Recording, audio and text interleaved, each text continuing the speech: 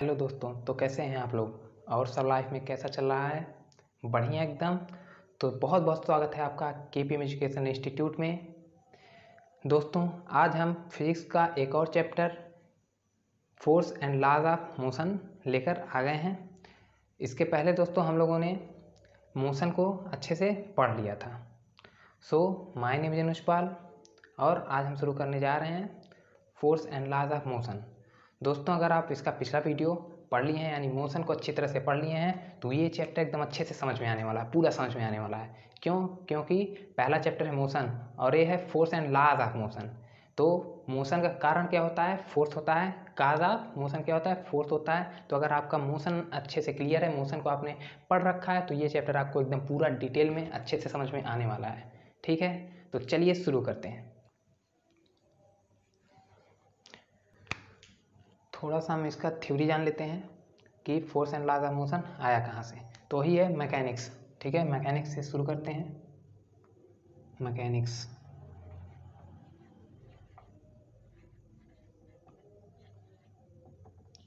Mechanics क्या होता है? तो मैकेनिक्स फिजिक्स का वह ब्रांच है जिसमें हम लोग मूविंग ऑब्जेक्ट्स के बिहेवियर के बारे में स्टडी करते हैं। मूविंग ऑब्जेक्ट्स के बिहेवियर। ठीक है, तो मैकेनिक्स क्या है? It is the branch of physics in which we deals about the study of behaviour of moving objects. ठीक है, बिहेवियर ऑफ मूविंग ऑब्जेक्ट्स के बारे में स्टडी करते हैं। तो लिख लेते हैं।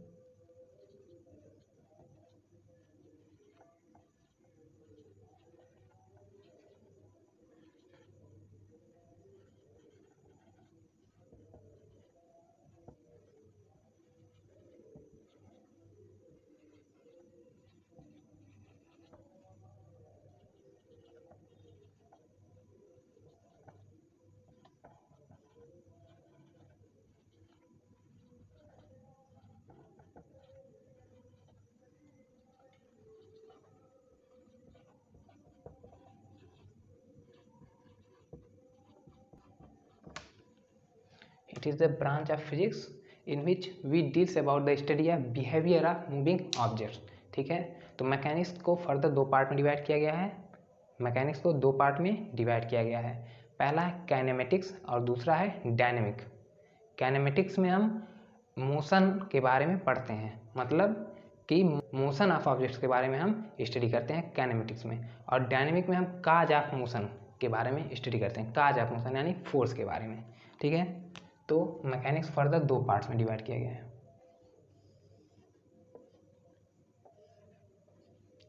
पहला क्या है? काइनेमेटिक्स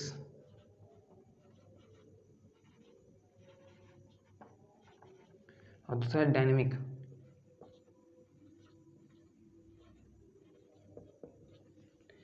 काइनेमेटिक्स में हम लोग मूविंग ऑफ ऑब्जेक्ट्स के बारे में स्टडी करते हैं यानी motion of objects. Moving of object यानी मोशन के बारे में,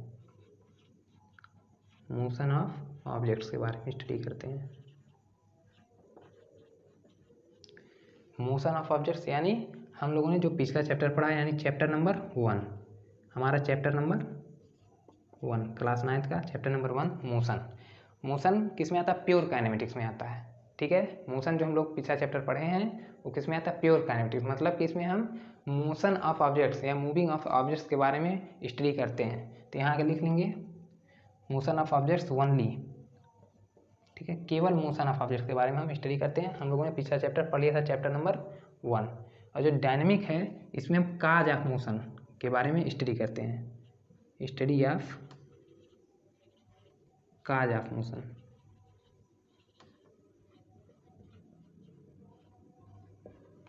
काज ऑफ मोशन।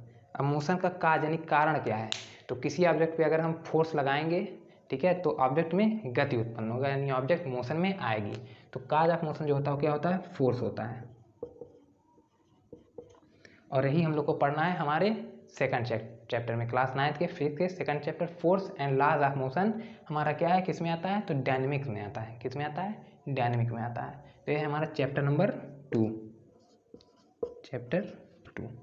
ठीक है, आ रही बात समझ में? तो शुरू करते हैं डायनेमिक्स। ठीक है, डायनेमिक्स में शुरू करते हैं, मतलब force and laws of motion.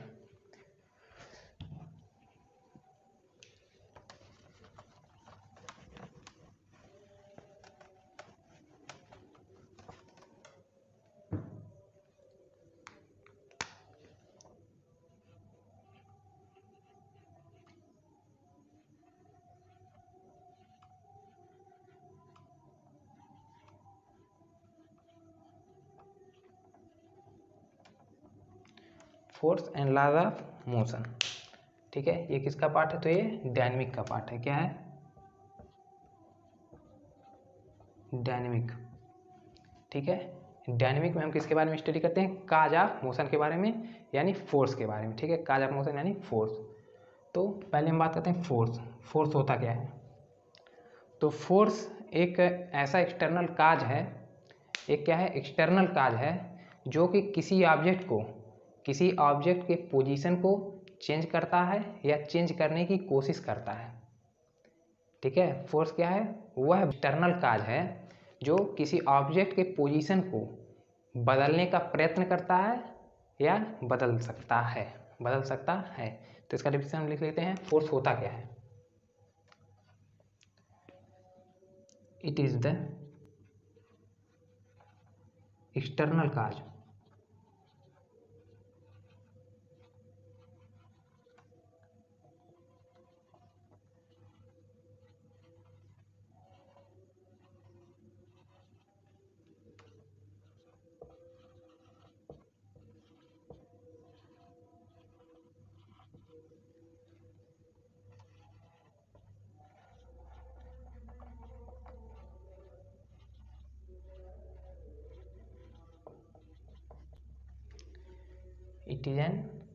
It is the external cause which can change और try to change the position of an object.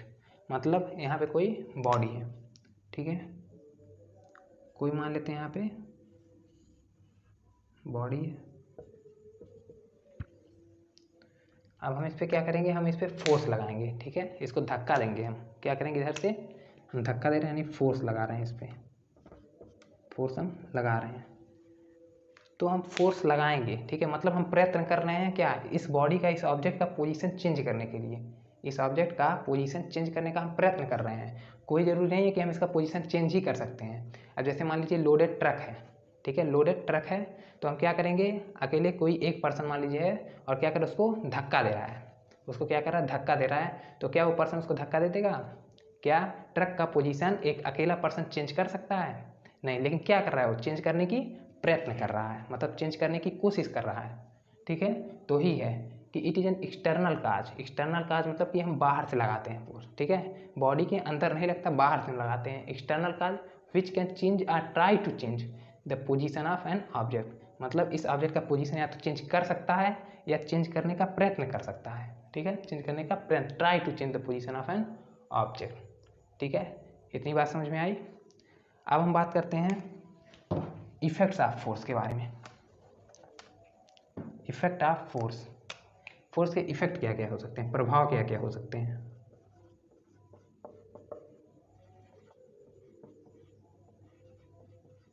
Effects of force, इसे हम पॉइंट लेते हैं। फोर्स क्या कर सकता है? फोर्स कोई रुकी हुई बॉडी को, रुकी हुई कोई ऑब्जेक्ट को क्या कर सकता है? मोशन में ला सकता है। Force can move the stop body. ठीक है, force can give the motion of any object. और क्या कर सकता है फोर्स? ये हो गया पहला इफेक्ट। दूसरा इफेक्ट क्या हो सकता है इसका? कि force can stop the moving body. मतलब कि अगर कोई ऑब्जेक्ट मोशन में है तो फोर्स क्या कर सकता है? उसको स्टॉप कर सकता है, उसको रोक सकता है। ठीक है, और क्या कर सकता है? Force can change the direction of any object या डायरेक्शन ऑफ मूविंग बॉडी। कोई बॉडी अगर मोशन में है तो फोर्स क्या कर सकता है? उसके डायरेक्शन को चेंज कर सकता है। ठीक है, चलिए इन्हीं पॉइंट्स को बारी बारी से लिखते हैं।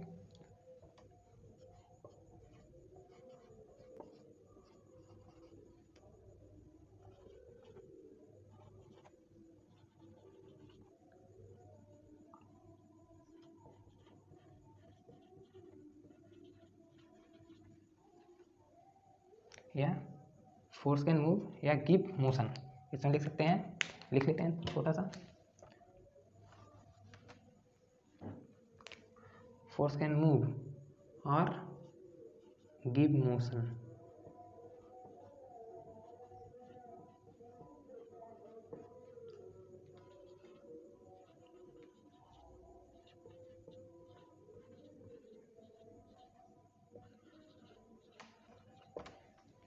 फोर्स कैन मूव या give motion of any stopped body. किसी भी बॉडी को क्या कर सकता है? मोशन में ला सकता है, मूव कर सकता है। ठीक है, और क्या कर सकता है, force can stop the moving body.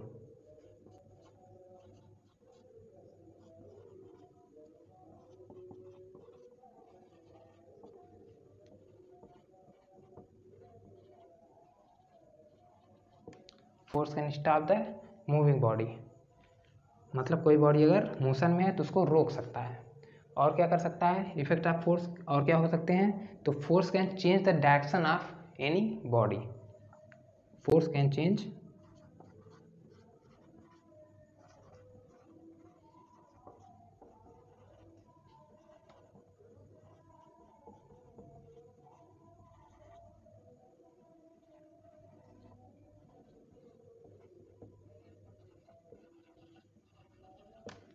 Force can change the direction of any moving body, मतलब कि कोई बॉडी अगर मोशन में है तो फोर्स क्या कर सकता है, उसके डायरेक्शन को भी बदल सकता है, उसके डायरेक्शन को भी चेंज कर सकता है। और फोर्स क्या कर सकता है, तो force can change the shape and size of any object, मतलब किसी भी ऑब्जेक्ट का फोर्स क्या कर सकता है, शेप को चेंज कर सकता है और उसके साइज को चेंज कर सकता है। मतलब force can change the shape and size of any body, किसी भी बॉडी का शेप और साइज भी चेंज कर सकता है। तो इसको भी हम लिख सकते हैं,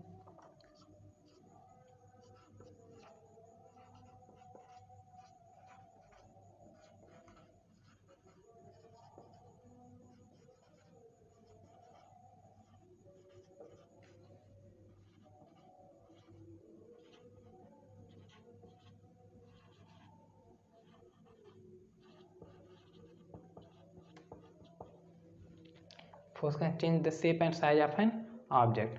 जैसे फॉर एग्जांपल मान लीजिए कोई बॉटल है, ठीक है, बॉटल को हम क्या कर रहे हैं, दोनों तरफ से अगर हम फोर्स लगा रहे हैं उस पर, तो उसके शेप को हम चेंज कर सकते हैं और उसके साइज को भी हम चेंज कर सकते हैं। अगर पूरा, ठीक है, पूरी ताकत से उसको दबा दें तो उसका साइज भी चेंज हो सकता है। कोई भी ऑब्जेक्ट है उसके शेप और साइज को हम फोर्स लगा के चेंज कर सकते हैं। ठीक है, इतनी बात समझ में आ गई। अब फोर्स के जैसे फोर्स की फार्मूला क्या होता है, फोर्स का यूनिट क्या होता है, फोर्स कौन सी क्वांटिटी है, तो ठीक है, इसके बारे में हम लोग क्या करेंगे कि लॉज ऑफ मोशन का जो सेकंड लॉ है, सेकंड लॉ ऑफ मोशन, यानी उसको हम बोलते हैं लॉ ऑफ फोर्स। ठीक है, तो उसमें हम लोग उसको डिटेल में देखेंगे। ठीक है, यहाँ फार्मूला बताने का कोई मतलब नहीं रहेगा, क्योंकि सेकंड लॉ को बोलते ही हम लोग लॉ ऑफ फोर्स, यानी फोर्स का लॉ है, तो उसमें हम लोग फोर्स के बारे में पूरा अच्छे से पढ़ेंगे। ठीक है, अब हम बात करते हैं कि रिजल्टेंट फोर्स क्या होता है। तो रिजल्टेंट फोर्स क्या होता है, जैसे कोई ऑब्जेक्ट है, ठीक है, उस पर कई सारे फोर्स एक साथ लग रहे हैं, तो उनका जो इफेक्टिव फोर्स होगा, ठीक है, सभी फोर्सों का सम जो कि इफेक्टिव हो, वो क्या होता है, रिजल्टेंट। समझते हैं उसको। ठीक है, इसको मिटा दे रहे हैं।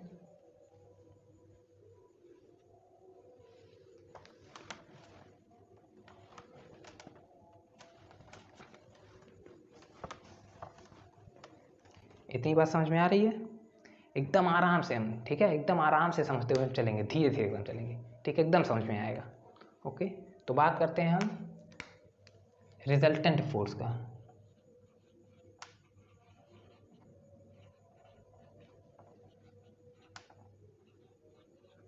रिजल्टेंट फोर्स, जैसे मान लीजिए यहाँ पे कोई पत्थर का शिला है, ठीक है, कोई पत्थर है। अब इसको क्या कर रहे हैं, कुछ लोग धक्का देने की कोशिश कर रहे हैं। ठीक है, मान लीजिए इसको यहाँ से कहीं ले जाना है, ठीक है, धक्का देकर उसको, तो कुछ लोग कोशिश कर रहे हैं।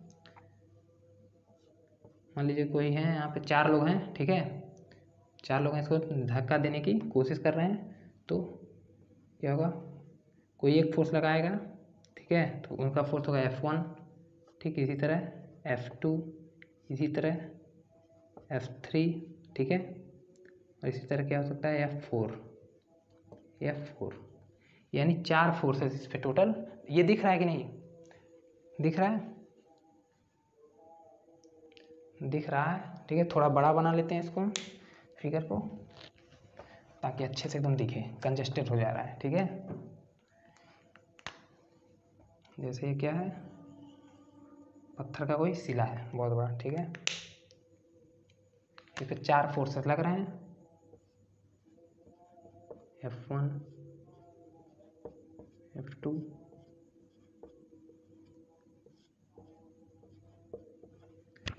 F3 एंड F4, मतलब F1, F2, F3 and F4। इस पत्थर पे क्या है, कोई बड़ा सा ह्यूज स्टोन है, ह्यूज स्टोन, कोई बड़ा सा पत्थर है, ठीक है, इसको धक्का देने की कोशिश कर रहे हैं, ठीक है। टोटल कितनी फोर्सेस लग रही हैं? 4 फोर्सेस लग रही हैं। तो इस चारों क्या होगा, इस चारों फोर्स क्या कर रहे हैं? एक ही डायरेक्शन में लग रहे हैं, मतलब चारों फोर्स इस पत्थर को इस डायरेक्शन में धक्का देने की कोशिश कर रहे हैं, ठीक है। तो इन सब का फोर्स क्या होगा? आपस में जुड़ जाएगा, आपस में एड अप हो जाएगा, ठीक है। सभी फोर्सेस आपस में क्या हो जाएंगे? एड अप हो जाएंगे। उन्हीं का जो सारे फोर्सेस एड अप होंगे उन्हीं का एक रिजल्टेंट फोर्स होगा, यानी इफेक्टिव फोर्स होगा, ठीक है। वही इफेक्टिव फोर्स क्या होगा? नेट फोर्स होगा या रिजल्टेंट फोर्स, उसी को बोलते हैं। तो इस सभी मिलकर क्या करेंगे? सभी ऐड हो जाएंगे और क्या फोर्स लगाएंगे? एफ रिजल्टेंट, एफ रिजल्टेंट, ठीक है। सभी फोर्सेस क्या कर रहे हैं? ऐड अप हो जा रहे हैं और इस पत्थर को धक्का दे रहे हैं। तो जो एफ रिजल्टेंट हो जाएगा वो क्या हो जाएगा? एफ आर, यानी F resultant equal to F1 plus F2 plus F3 plus F4, ठीक है। चारों फोर्स क्या हो जाएंगे? ऐड अप हो जाएंगे और रिजल्टेंट फोर्स देंगे, ठीक है। तो इसको बोलते हैं रिजल्टेंट फोर्स। और हम एग्जांपल ले सकते हैं और बेहतरीन समझने के लिए।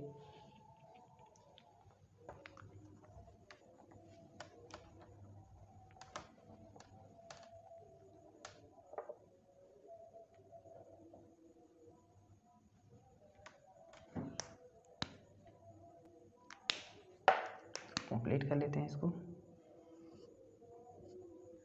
ठीक है। हमारे लिए 3 फोर्सेज इधर से लग रही हैं, F1, F2 और F3 इधर से लग रही हैं, और एक फोर्स क्या हो रहा है? इधर से लग रहा है, F4, ठीक है। मतलब 3 लोग इधर से धक्का दे रहे हैं और एक कोई पर्सन क्या कर रहा है? इधर से धक्का दे रहा है इसको, ठीक है। तो अब रिजल्टेंट फोर्स की अगर हम बात करेंगे तो अब रिजल्टेंट फोर्स क्या होगा? तो ये सभी फोर्स ऐड अप तो होंगे, लेकिन ये क्या है? F4 क्या है? अपोजिट डायरेक्शन में। ये तीनों फोर्स क्या कर रहे हैं? इस डायरेक्शन में। इन तीनों फोर्सेस का डायरेक्शन क्या है? इस तरफ है, ठीक है, डायरेक्शन इस तरफ है। और ये क्या कर रहा है? इनके अपोजिट डायरेक्शन में फोर्स लगा रहा है, ठीक है। मतलब इसका किधर है? इस तरफ है, इनके अपोजिट है, ठीक है। आ रही बात समझ में? तो हम इसका जब रिजल्टेंट फाइंड करेंगे तो क्या होगा?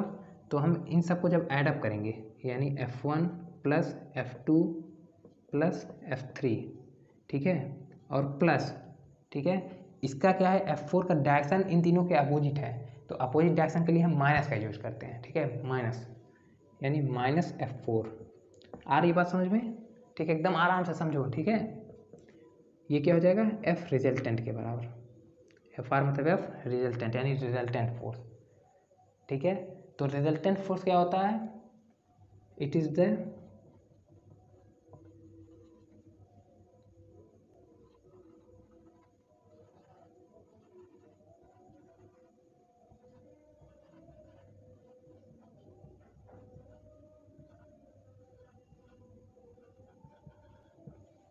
It is the sum of all the effective forces. Effective forces मतलब जो फोर्स असर डाल रहे हैं, ठीक है। इफेक्टिव मतलब क्या होता है? जो फोर्स इस पर असर डाल रहे हैं, यानी जो फोर्स वास्तव में लग रहे हैं। F1, F2 और F3, ठीक है, ये इस डायरेक्शन में लग रहे हैं इधर, और F4 क्या हो रहा है? इनके अपोजिट लग रहा है। तो ये फोर्स क्या होगा? इन सभी के सम में से माइनस होगा, ठीक है। तो जो आएगा, यानी F1 plus F2 plus F3 minus ये क्या हो जाएगा? माइनस F4 हो जाएगा, ठीक है। इसको हम क्या लिख सकते हैं? यही तो होगा, F1 plus F2 plus F3 minus F4। यही क्या आएगा? यही इफेक्टिव फोर्स है, ठीक है। यही क्या है? इफेक्टिव फोर्स है, इस पर इफेक्ट डालेगा, यानी प्रभावी फोर्स, ठीक है। तो ही हो जाएगा रिजल्टेंट Fr। आगे बात समझ? तो ही कहा है it is the sum of all the effective forces, यानी सभी इफेक्टिव फोर्सेस का क्या है? सम। उसको क्या बोलते हैं हम? रिजल्टेंट फोर्स बोलते हैं, ठीक है। आ रही बात समझ में? अब हम बात करते हैं, ये आ गया कि नहीं पूरा समझ में? चलिए इसको मिटाते हैं।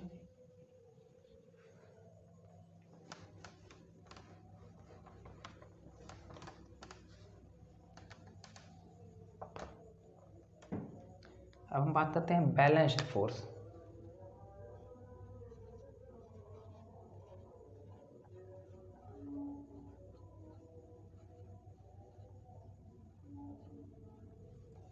बैलेंस्ड फोर्स, बैलेंस्ड फोर्स क्या होता है? मतलब फोर्स क्या है? बैलेंस है।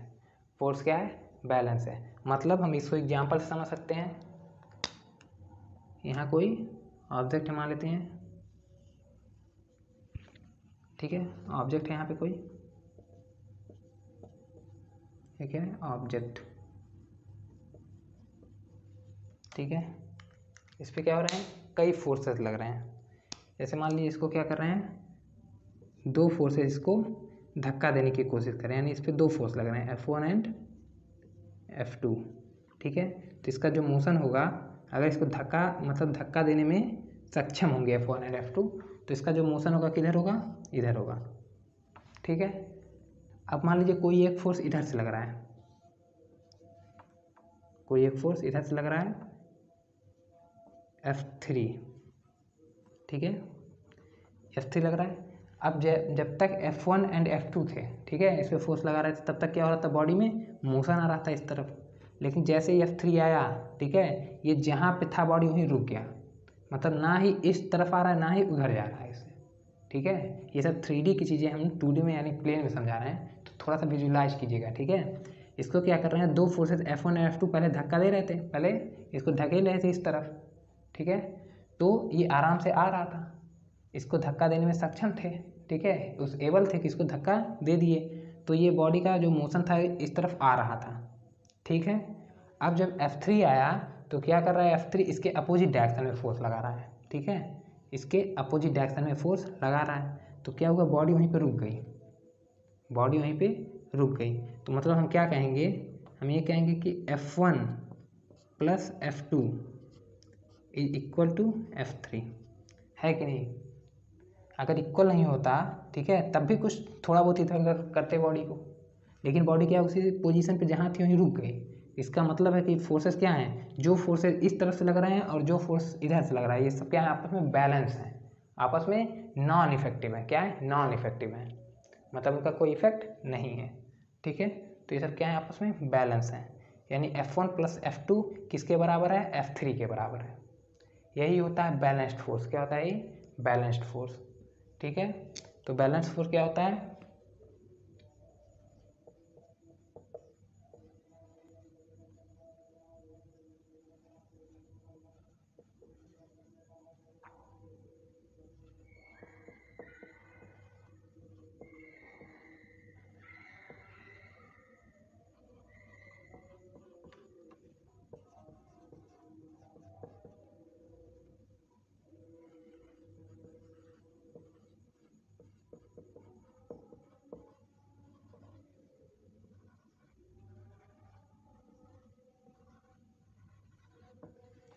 it is the forces acting on a body whose effect on the position of body is zero। इसके पोजीशन पे जो इफेक्ट है वो क्या है, जीरो, मतलब इसका पोजीशन नहीं चेंज हो रहा है, ठीक है। पोजीशन सब यहाँ पे ये ध्यान दीजिएगा, ये वर्ड पोजीशन ऑफ ऑब्जेक्ट, मतलब जिसका क्या है effect, whose effect on the position of object is zero.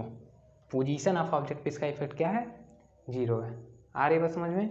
इसी तरह हम एक और डिफिनेशन इसका दे सकते हैं, ठीक है, यहाँ पे कहीं दे देते हैं इसका डिफिनेशन एक और, यहीं लिख लेते हैं और करके।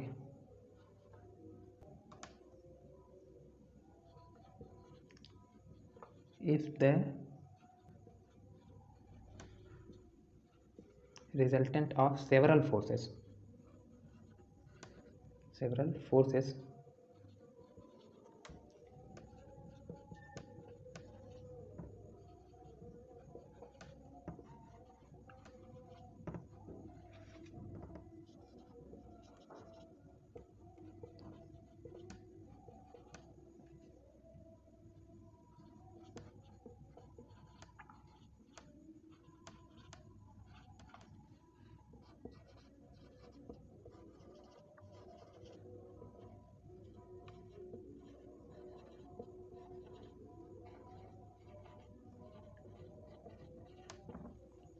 if the resultant of several forces acting on the body is zero, then the acting force on that body is said to be balanced। मतलब कि जितने सेवरल फोर्स मतलब बहुत सारे फोर्स क्या कर रहे हैं, बॉडी पे लग रहे हैं, यानी एक्ट कर रहे हैं, और इनका जो रिजल्टेंट है वो क्या है, जीरो है। मतलब कि जो इन दोनों फोर्सेस का सम है और जो ये फोर्स है ये क्या है, आपस में बराबर हैं। तो इस कंडीशन में हम क्या कहेंगे इफ ये जो फोर्स इस पे लग रहे हैं क्या है, बैलेंस्ड है, क्या है, बैलेंस्ड फोर्स, ठीक है, बैलेंस फोर्स। आ रही बात समझ में। इसी तरह हम नॉन बैलेंस फोर्स की बात कर सकते हैं। नॉन बैलेंस्ड फोर्स मतलब उसका एग्जांपल कैसे दे सकते हैं, तो if the resultant of several forces, if the resultant of several forces acting on a body is non zero, then the force on that body is said to be unbalanced force. ठीक है, यहीं पे हम क्या लगा सकते हैं, non, इसके पीछे लगा दें नॉन, मतलब if the resultant of several forces acting on the body is non zero, then the acting force on that body is said to be non balance या अनबैलेंस्ड फोर्स। ठीक है, तो इसका भी हम एग्जांपल यहाँ पे डिफिनीशन भी लिख लेते हैं इसको। ये बैलेंस्ड हो गया, इसको लिख लीजिए आप, जिनको नोट करना नोट कर लें इसको, बहुत ही आसान है ये सब। ठीक है, अब बात करते हैं अनबैलेंस्ड फोर्स का।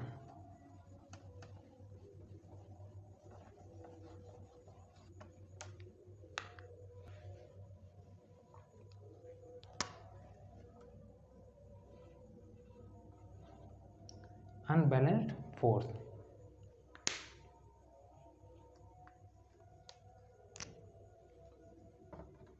यहाँ पे क्या कर सकते हैं, अनबैलेंस फोर्स क्या होता है, it is the force acting on a body whose effect on the position of body is not zero, is non zero या नॉट जीरो, कुछ भी कह सकते हैं, नॉन जीरो। मतलब क्या है कि forces, it is the forces मतलब जितने भी फोर्स हैं किसी बॉडी पे लग रहे हैं, अप्लाई हो रहे हैं, उनका जो इफेक्ट है कि इस पर पोजीशन ऑफ बॉडी पे वो नॉन जीरो, मतलब पोजीशन उसका क्या हो रहा है, चेंज हो रहा है, पोजीशन क्या कर रहा है, वेरी कर रहा है, तो हम क्या कहेंगे उस कंडीशन में जो फोर्स होगा बॉडी पे वो अनबैलेंस्ड फोर्स होगा। या हम कह सकते हैं if the resultant of several forces acting on a body is what, non zero, then the force on that body is said to be unbalanced force. तो इसका हम एग्जाम्पल ले सकते हैं यहाँ पे, जैसे मान लीजिए कोई ऑब्जेक्ट है, ठीक है, अब इस पे इधर से फोर्स लग रही है कई सारी, F1, ये F2, F3, ठीक है, 3 फोर्स इधर से लग रहे हैं, और इधर से मान लीजिए F4 और F5, 2 फोर्सेस इधर से लग रही हैं। ठीक है, इसके बाद भी क्या हो रहा है, बॉडी का पोजीशन मतलब चेंज हो रहा है, यानी बॉडी इस तरफ आ रही है। ठीक है, motion of object, direction of motion of object, ठीक है, direction of motion of object, यहाँ लिख देते हैं सही से,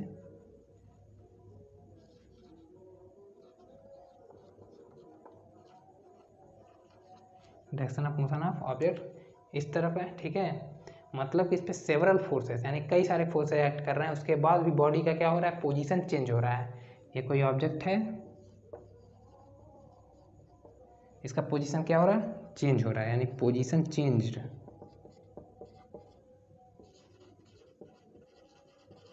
पोजीशन चेंज हो रहा है। इस समय हम क्या कहेंगे, इस पे जो सेवरल फोर्सेस लग रहे हैं उनका जो रिजल्टेंट है वो क्या है, नॉन जीरो है। क्या है, नॉन जीरो है, तो उस समय क्या होगा, बॉडी पे जो फोर्सेस होंगे उनको हम बोलेंगे अनबैलेंस्ड फोर्स। तो if the resultant of several forces acting on the body is what, non zero, ठीक है, then the acting force on that body is said to be what, unbalanced, यहाँ फोर्सेस आएगा, said to be unbalanced, ठीक है, यहाँ तक बात समझ में आई। ठीक है, जिनको नोट करना हो नोट कर सकते हैं, डिफिनीशन आप लोग भी बना सकते हैं। अब हम बात करते हैं effects of what, balance force, मतलब बैलेंस फोर्स के इफेक्ट क्या क्या हो सकते हैं। तो बैलेंस फोर्स कोई ऑब्जेक्ट अगर मोशन में है तो उसको स्टॉप नहीं कर सकता है, यानी balance force can not stop the moving body, या balance force can not move the stopped body, balanced force can not move the stopped body, यानी किसी रुकी हुई ऑब्जेक्ट को मोशन में बैलेंस फोर्स नहीं ला सकता है। इसको हम समझ सकते हैं, फील कर सकते हैं, जैसे इसको मिटा दे रहे हैं,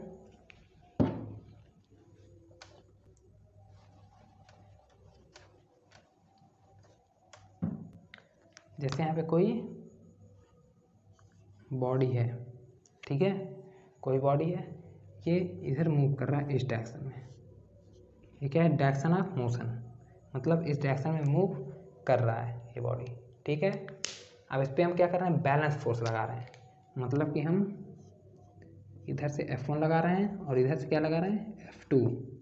दोनों क्या हो रहे हैं, अपोजिट डायरेक्शन में, लेकिन दोनों का जो मैग्नीट्यूड है, दोनों का जो मैग्नीट्यूड है वो क्या है, सेम है। दोनों फोर्स क्या है, आपस में इक्वल है, यानी F1 क्या है, इक्वल टू F2। ठीक है, F1 इक्वल टू F2, यानी दोनों का मैग्नीट्यूड सेम है। अगर हम इसका डायरेक्शन दिखाना चाहें तो हो जाएगा F1 equal to minus F2। Minus sign क्या बता रहा है कि जो F2 फोर्स लग रहा है वो क्या है, F1 के अपोजिट डायरेक्शन में लग रहा है, यानी F2 क्या हो रहा है, F1 के अपोजिट डायरेक्शन में अप्लाई हो रहा है। ठीक है, तो negative sign shows that F2 force is opposite in direction of F1। ठीक है, दोनों क्या है, आपस में बैलेंस है, यानी दोनों का जो रिजल्टेंट आ रहा है दोनों आपस में कैंसिल हो जा रहे हैं, दोनों आपस में कैंसिल हो जा रहे हैं। इसको हम ऐसे भी मैथमेटिकल अप्रोच से देख सकते हैं। कैसे देख सकते हैं, F1 plus what minus F2 equal to क्या आएगा, रिजल्टेंट फोर्स यानी FR। आ रही बात समझ में, F1 plus what minus F2, क्योंकि अपोजिट डायरेक्शन में, इक्वल टू क्या हो जाएगा, रिजल्टेंट। अब दोनों को हम क्या करेंगे, इसको थोड़ा सा सॉल्व करेंगे तो हो जाएगा F1, ये हो जाएगा minus F2 equal to FR। ठीक है, चूँकि हम जान रहे हैं F1 किसके बराबर है, F2 के बराबर है, तो अगर F1 F2 के बराबर हो जाएगा तो यहाँ से क्या आ जाएगा, FR जो हो जाएगा, यानी रिजल्टेंट फोर्स आ जाएगा, कितना आ जाएगा, 0। मतलब ये जो दोनों फोर्सेस लग रहे हैं इनका जो इफेक्ट है वो बॉडी पे क्या है, 0, मतलब कुछ कोई इफेक्ट नहीं है, कोई इफेक्ट नहीं है, 0 इफेक्ट है। ठीक है, मतलब ये जो फोर्स एक्ट हो रहे हैं उनका कोई मतलब नहीं है, बॉडी को क्या कर रहा है, स्टॉप नहीं कर सकता है। ठीक है, दोनों फोर्स आपस में क्या हो जा रहे हैं, कैंसिल हो जा रहे हैं, दोनों 0 हो जा रहे हैं। तो बैलेंस फोर्स क्या कर सकता है, can not stop the moving body. तो हम इसको लिख लेते हैं, effects of what, balanced force. ठीक है, effect of balanced force.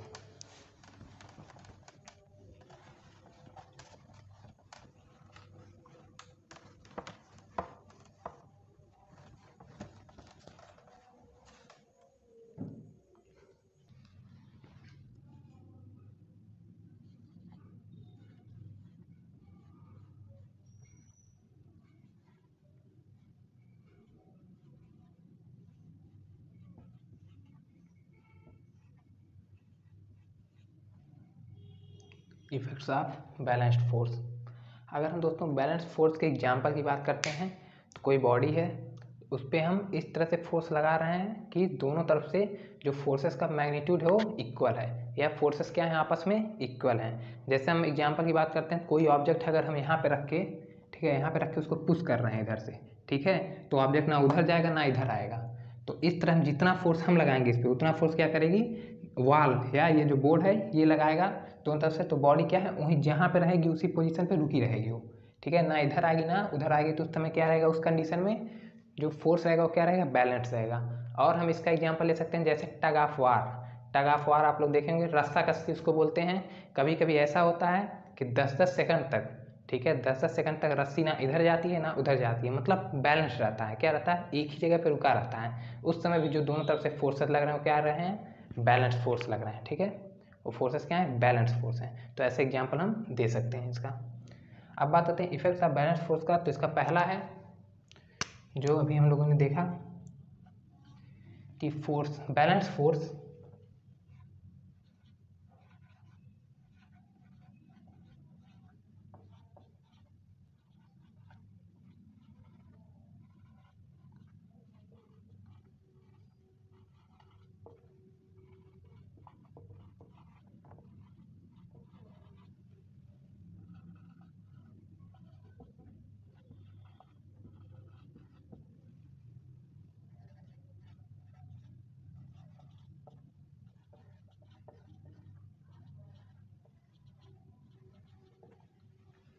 Balance force can not stop the moving body and it can not what move the stop body.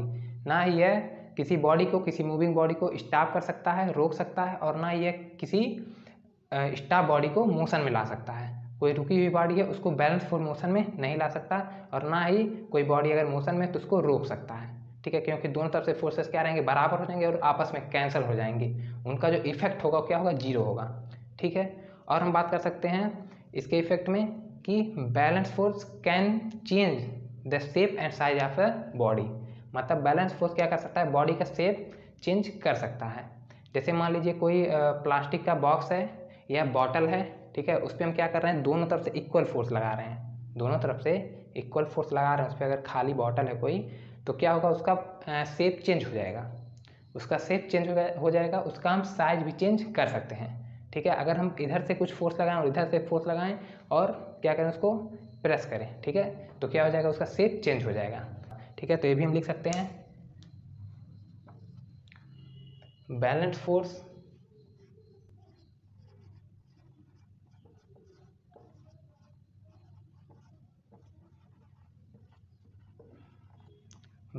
Can only change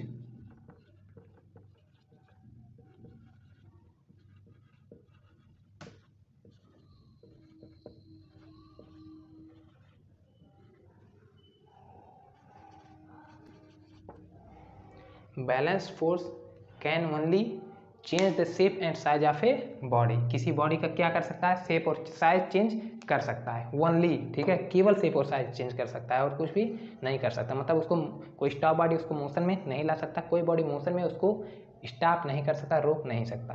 तो ये हो गया क्या, इफेक्ट्स ऑफ बैलेंस फोर्स। ठीक है, अब हम बात करते हैं क्लासिफिकेशन ऑफ फोर्सेस की। क्लासिफिकेशन ऑफ फोर्स, तो जनरली फोर्स कितने प्रकार के होते हैं, दो प्रकार के होते हैं, कॉन्टैक्ट फोर्स और non contact force. Contact force और नॉन कॉन्टैक्ट फोर्स। तो कॉन्टैक्ट फोर्स क्या होता है, जब किसी बॉडी पर फोर्स क्या कर रहा है, डायरेक्टली अप्लाई हो रहा है, मतलब डायरेक्टली इंटरैक्ट हो रहा है। ठीक है, फोर्स बॉडी से क्या कर रहा है, इंटरैक्ट हो जाएगा, कैसे, फिजिकली।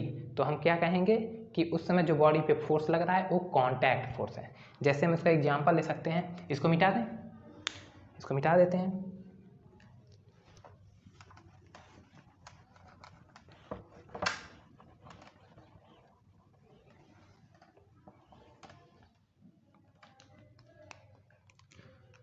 Classification of force.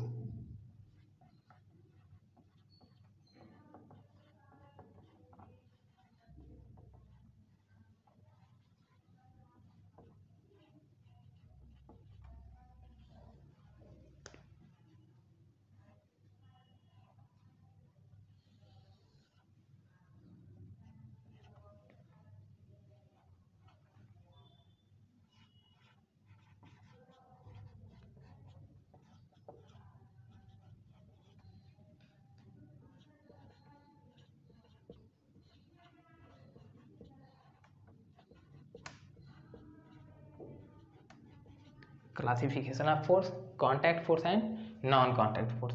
तो कॉन्टैक्ट फोर्स क्या होता है, जैसे यहाँ पे कोई बॉडी है,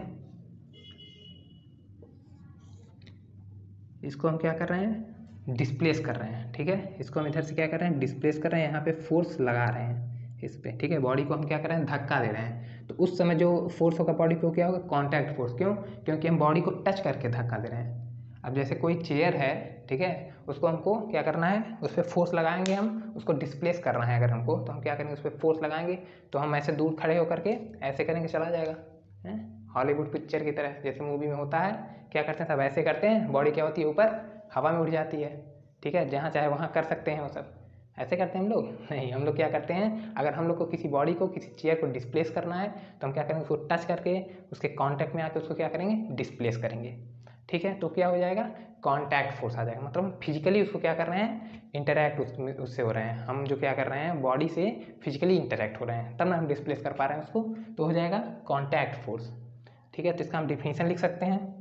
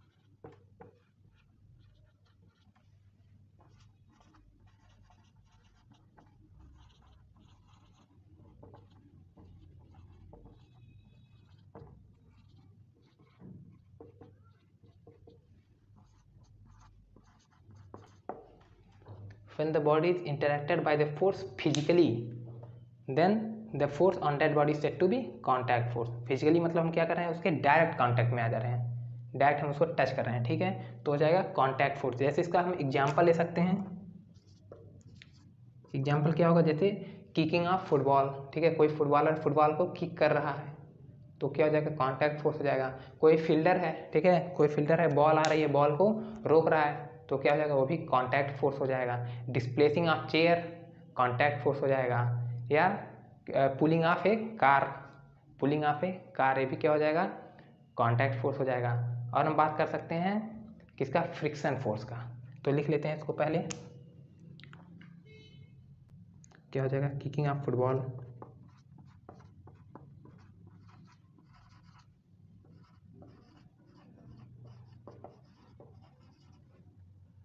और क्या हो जाएगा,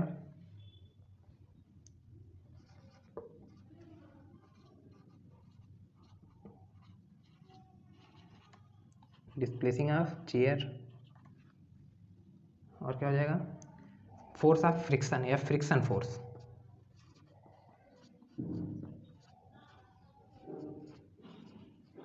ETC, ठीक है, ये सभी क्या हो जाएंगे, कॉन्टैक्ट फोर्स।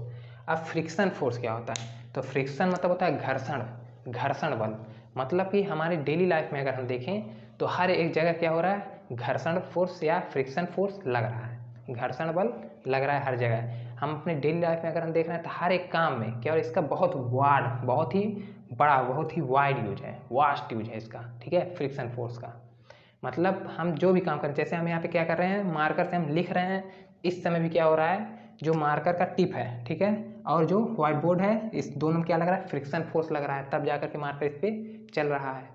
मार्कर को हम पकड़े हैं, मार्कर हमारे हाथ से फिसल नहीं रहा है, हमारे फिंगर्स और मार्कर के बीच भी क्या लग रहा है, फ्रिक्शन फोर्स लग रहा है। हम कहीं पे चल रहे हैं तो हमारे स्लीपर या हमारे शूज और सरफेस के बीच में क्या लग रहा है, फ्रिक्शन फोर्स लग रहा है। गाड़ी क्या कर रही है, रोड पे चल रही है तो गाड़ी का टायर जो है और रोड, इन दोनों के बीच में फ्रिक्शन फोर्स लग रहा है, ठीक है। तो बहुत सारे यूज हैं, बहुत ही वास्ट यूज है इसका, ठीक है, बहुत ही बड़ा यूज है, तो हो जाएगा फ्रिक्शन फोर्स का, ठीक है। अब बात करते हैं नॉन कॉन्टैक्ट फोर्स। तो नॉन कॉन्टैक्ट फोर्स की बात करते हैं हम, तो क्या हो जाएगा, इसका हम डिफिनेशन दे सकते हैं, when the body does not interacted by the force physically then the force on that body is said to be non contact force. मतलब बॉडी क्या कर रही है, फोर्स के साथ डायरेक्ट कांटेक्ट में नहीं आ रही है, उस समय जो बॉडी पे फोर्स लग रहा है वो क्या हो जाएगा, नॉन कॉन्टैक्ट फोर्स हो जाएगा। आ रही है बात समझ में।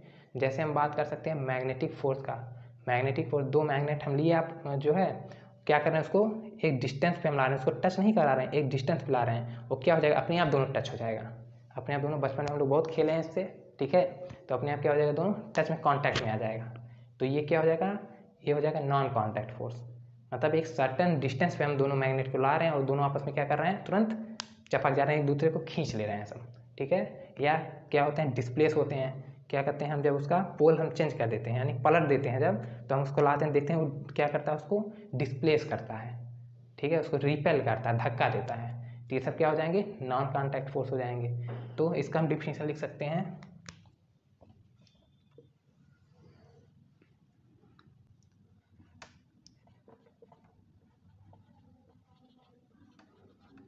when the body is not interacted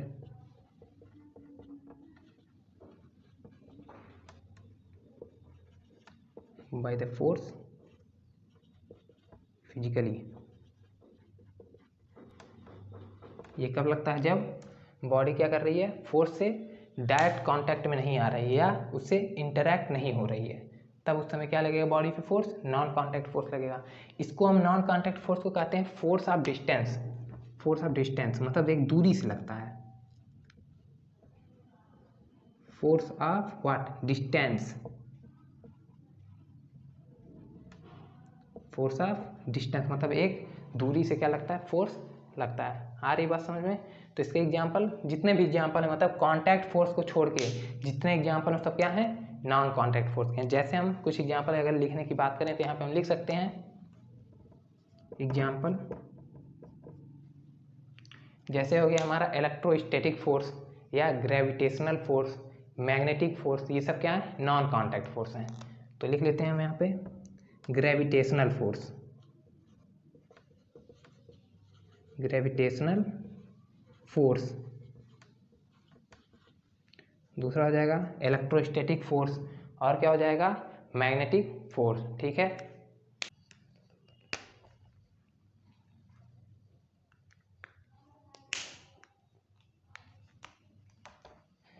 और इलेक्ट्रोस्टैटिक फोर्स, इलेक्ट्रोस्टैटिक फोर्स, और क्या हो जाएगा अगर हम बात करें मैग्नेटिक फोर्स, मैग्नेटिक फोर्स। ठीक है, ग्रेविटेशनल फोर्स क्या होता है, तो ग्रेविटेशनल फोर्स दो मासेस के बीच में लगता है। इस यूनिवर्स में कहीं भी दो मास हैं तो उन दोनों के बीच में आपस में क्या लगेगा, ग्रेविटेशनल फोर्स लगेगा। मतलब जहाँ मास है वहाँ ग्रेविटेशनल फोर्स है, मास की वजह से ही ग्रेविटेशनल फोर्स लगता है। इलेक्ट्रोस्टैटिक फोर्स क्या है, दो चार्जेस के बीच में लगता है, दो चार्जेस। अब ये चार्ज क्या होते हैं, तो चार्ज आपने वर्ड सुना होगा चार्ज का, ठीक है, लेकिन हम इसको पढ़ेंगे क्लास 10th में। पहला चैप्टर है, क्या है, इलेक्ट्रिसिटी है। ठीक है, इलेक्ट्रिसिटी है, जिसमें हम इलेक्ट्रिक करंट के बारे में पढ़ेंगे, चार्ज के बारे में पढ़ेंगे, ठीक है, उनके इफेक्ट के बारे में, मतलब एकदम पूरा डिटेल में हम पढ़ेंगे। ठीक है, तो क्लास 10th का सिलेबस है। ठीक, तो और मैग्नेटिक फोर्स क्या होता है, दो मैग्नेट के बीच में लगता है। तो इसके बारे में थोड़ा थोड़ा मतलब हम इन्फॉर्मेशन लेंगे, ठीक है, नेक्स्ट वीडियो में। ठीक है, कल के वीडियो में लेंगे, ताकि हमको पता रहे ग्रेविटेशनल फोर्स क्या होता है, इलेक्ट्रोस्टैटिक फोर्स क्या होता है, मैग्नेटिक फोर्स क्या होता है, फार्मूले क्या होते हैं उसके, यूनिट क्या होता है उसका, बस थोड़ा सा इंट्रोडक्शन। तो आज का जो लेक्चर था ये क्या था, इंट्रोडक्टरी लेक्चर था, किसका, force and laws of motion का। तो फोर्स के बारे में हमने थोड़ा सा पढ़ा। अब फोर्स के बारे में हम कुछ और पढ़ेंगे, उसके फार्मूले के बारे में, यूनिट के बारे में, क्वांटिटी के बारे में, वो आएगा सेकंड लॉ ऑफ मोशन में। ठीक है, तो ये सब पढ़ लीजिए। और आप लोग क्या करिए, आज पूरा मतलब जितना क्वेश्चन आपको लगाना है, जितना भी क्वेश्चन आपको लगाना है किस पे, मोशन पे, यानी पिछले चैप्टर पे, तो आज लगा लीजिए। उसके बाद पूरी तरह से इस चैप्टर में जंप मार दीजिए, पूरी तरह से एकदम जी जान से इस चैप्टर में कूद आइए। ठीक है, उसके बाद उसको छोड़ दिए, उसको रिवाइज करते रहिए बीच बीच में। ठीक है, और इसके बाद हम इसमें क्या पढ़ेंगे, कल के वीडियो में जो हम लोग को पढ़ना है वो क्या है, तो वो है इनर्शिया के बारे में। ठीक है, मेजर ऑफ इनर्शिया यानी मास के बारे में, मोमेंटम के बारे में, और अगर हो पाएगा तो हम लोग लॉज ऑफ मोशन स्टार्ट कर देंगे। ठीक है, तो क्वेश्चंस लगाते रहिए, रिवाइज करते रहिए इसको। All is well and bye bye.